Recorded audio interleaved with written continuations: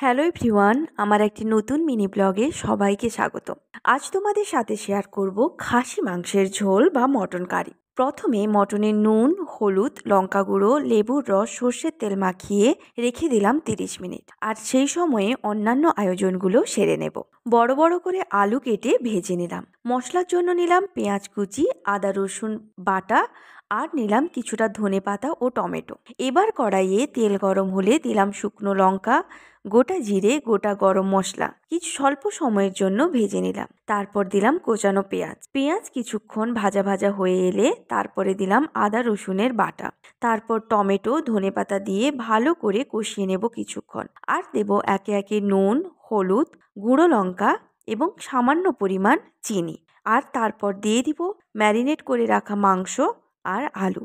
এটাকেও কিছুক্ষণ কড়াইতে রান্না করার পর প্রেসার কুকারে অল্টার করে নেব। প্রেসার কুকারে 6 থেকে 7টা সিটি দেওয়ার পর হালকা গরম মশলা দিয়ে আবার কিছুক্ষণ ফুটিয়ে ভাতের সাথে গরম গরম সার্ভ করব খাসির মাংস।